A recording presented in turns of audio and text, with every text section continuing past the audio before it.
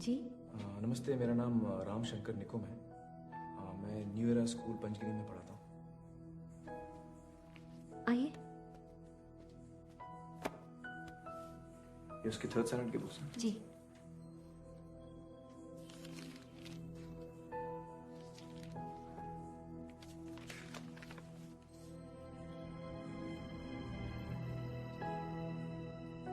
ये किसने बनाया? ईशान ने। ईशान ने? ईशान पेंटिंग करता है? हाँ, उसको पेंटिंग का बहुत शौक है। कभी बातें जैसे दादी नानी, कभी चलते जैसे मम पानी, कभी बन जाए बोले सवालों की झड़ी, सन्नाटे में हंसी के जैसे, सुने होठों पे खुशी के जैसे, ये तो नूर है बरसे घर तेरी किस्मत हो बड़ी, जैसे झील में लहराए चंदा, जैसे भीड़ में अपने का कंधा, जैसे मन मौजी नदियाँ झाग उड़ाए कुछ करे, जैसे बैठे बैठे मीठे से झपकी, जैसे प्यार की धीमी सी थपकी, जैसे कानों में सरदम हरदम बजती ही रहे, जैसे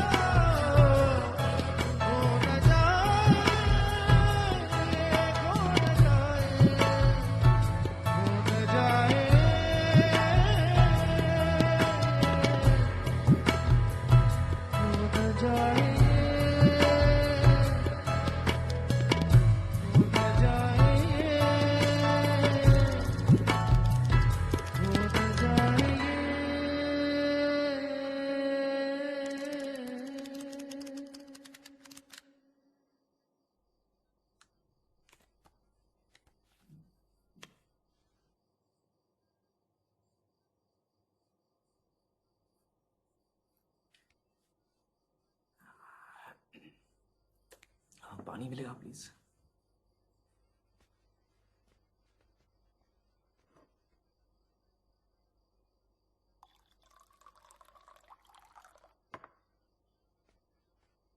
थैंक यू।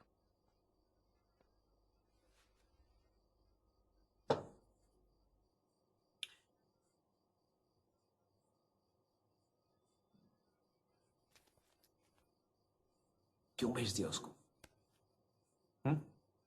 क्यों? कोई रास्ता ही नहीं था। पिछले साल वो थर्ड स्टैंडर्ड में फेल हो गया। यकीन करेंगे, थर्ड स्टैंडर्ड, और सुधरने के कोई आसार नहीं। ये मेरा बड़ा बेटा हर क्लास में हर सब्जेक्ट में फर्स्ट आता है, और वो दूसरा। आपको क्या लगता है उसकी प्रॉब्लम क्या है? प्रॉब्लम उसका रवैया, और क्या। पढ़ाई की तरफ, हर चीज की तरफ हमेशा बदमाशी, तेवर ही तेवर, कभी कोई बात ही नहीं सुनेगा। मैं आपसे उसका प्रॉब्लम पूछ रहा हूँ, आप मुझे सिम्टम बता रहे हैं। आप बता रहे हैं बच्चे को बुखार है, वो मुझे मालूम है। मैं पूछ रहा हूँ बच्चे को बुखार क्यों है, वजह क्या है बुखार की?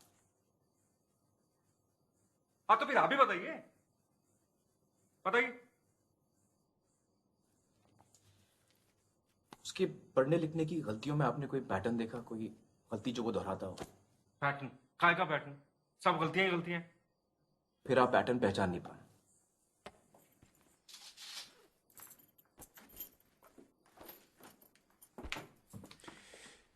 ये देखिए, ये बी की जगह डी तो डी की जगह बी। एक जैसे दिखने वाले अक्षरों के बीच में कंफ्यूजन। और ये एस और आर उल्टा लिखा है, बल्कि कई सारे अक्षर उल्टे लिखे हैं। ये देखिए, ये छोटा एच, छोटा टी, देखा? Mirror imaging. Animal, animal, animal, एक ही पेज पे 3 अलग अलग स्पेलिंग। इसका मतलब कोई एक गलत स्पेलिंग उसे याद है, ऐसा नहीं। दूसरी बात, एक जैसे शब्दों को मिक्सअप करता है। ये टीओपी टॉप बन गया पीओटी पॉट, SOLID सॉलिड बन गया SOILD सॉलिड। क्यों करते हो ऐसा? बेवकूफ है, आलसी है ना। मेरी समझ से उसे अक्षर पहचानने में दिक्कत हो रही है। जब आप APPLE एप्पल पढ़ती है तो आप अपने दिमाग में एक लाल लाल एप्पल बना लेती है। ईशान वो एप्पल पढ़ ही नहीं पाता, शायद इसलिए मतलब नहीं समझ पाता। पढ़ने लिखने के लिए अक्षरों की आवाज, उनकी बनावट, शब्दों का मतलब समझना जरूरी है। ये अहम जरूरत ईशान पूरी नहीं कर पा रहा है। ऐसा कुछ नहीं है, ये सब बहाने हैं पढ़ाई टालने के।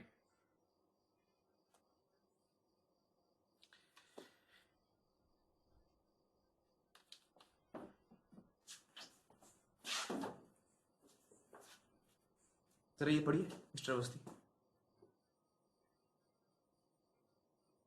ये कैसे पढ़ सकता हूँ मैं? ये तो चाइनीज में है। अरे कोशिश तो कीजिए, चलिए ध्यान दीजिए। क्या बेकार की बात कर रहे हैं, मैं कैसे पढ़ सकता हूँ देखिए, इसको? आप बदतमीजी कर रहे हैं, आपका रवैया ठीक नहीं है, ये आप शैतानी कर रहे हैं।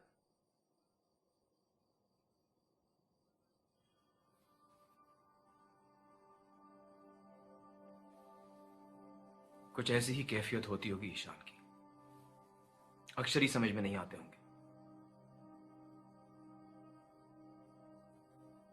इस पढ़ने लिखने की तकलीफ को डिसलेक्सिया कहते हैं।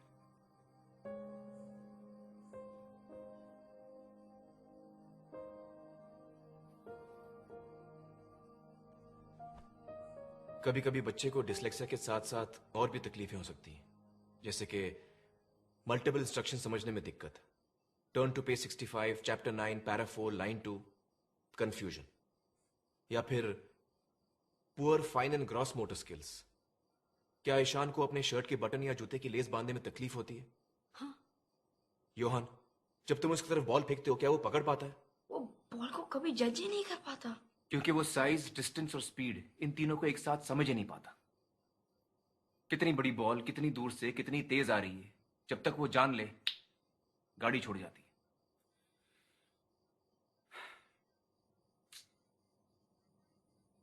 जरा सोचिए, एक बच्चा महज 8 या 9 साल का पढ़ नहीं पाता, लिख नहीं पाता, रोजमर्रा के मामूली काम नहीं कर पाता, वो सारी चीजें नहीं कर पाता जो उसकी उम्र के बच्चे बड़ी आसानी से कर लेते हैं। क्या बीतती होगी उस पर? उसके सेल्फ कॉन्फिडेंस की तो धज्जियां उड़ जाती होंगी। अपनी खामियों को टेढ़ेपन के लिबास में लपेटकर दुनिया से लड़ता होगा हर रोज, गदर मचाता होगा, गदर। यहां क्यों बताऊं दुनिया को कि नहीं आता, नहीं करना कह के टाल नहीं दो? बड़ों से तो सीखते हैं बच्चे।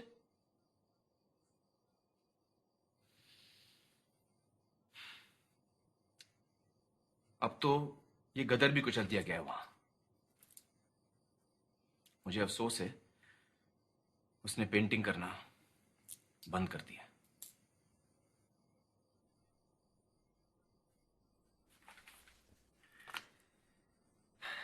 बड़े दुख की बात है। लेकिन ईशान ही क्यों? इसका कोई जवाब नहीं है। इट्स अ न्यूरोलॉजिकल डिसऑर्डर, किसी को भी हो सकता है, कभी कभी जेनेटिक भी होता है। आम आदमी की जबान में कहूं तो ब्रेन में जरा सी वायरिंग की प्रॉब्लम है बस। तो आप ये कह रहे हैं मेरा बेटा नॉर्मल नहीं है, मेंटली रिटार्डेड? अजीब आदमी है आप। ये देखिए मिस्टर अवस्थी, ये तेज दिमाग हजार ख्याल बुन रहा है रंगों में, आपके और मेरी काबिलियत से कहीं आगे। लेकिन इसका फायदा क्या है? इसमें फायदा क्यों ढूंढ रहे हैं? तो और क्या ढूंढूं? क्या बनेगा बड़ा होकर वो? कैसे बराबरी कर पाएगा इस दुनिया के साथ? क्या सारी उम्र में उसे घर पे बैठ के खिलाता रहूंगा?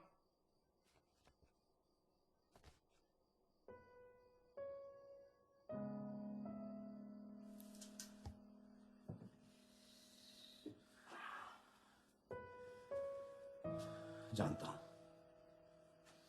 बाहर एक बेरहम कंपेटिटिव दुनिया बसी है, और इस दुनिया में सभी को अपने अपने घरों में टॉपर्स और रैंकर्स उगाने हैं। हर किसी को अव्वल नंबर चाहिए। डॉक्टर, इंजीनियर, मैनेजमेंट, इससे कम तो बर्दाश्त ही नहीं। 95.5%, 95.6%, 95.7%, इससे कम तो गाली के बराबर है। क्यों? अरे जरा सोचो, हर बच्चे की अपनी खूबी होती है, अपनी काबिलियत होती है, अपनी चाहत होती है। लेकिन नहीं, हर उंगली को खींचकर लंबी करने में लगे हैं सब। लगे रहो, चाहे उंगली क्यों ना टूट जाए।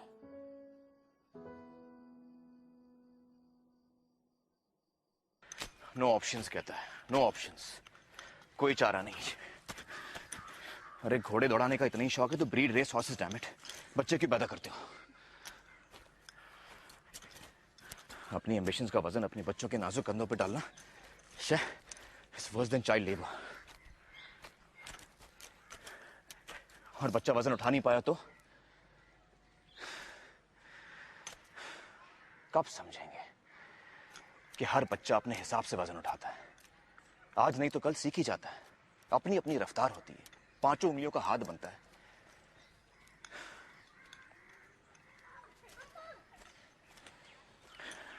और कहाँ हमें नन्हे मुन्नों को मेन स्ट्रीम में सेटल करने के सपने देख रहे हैं।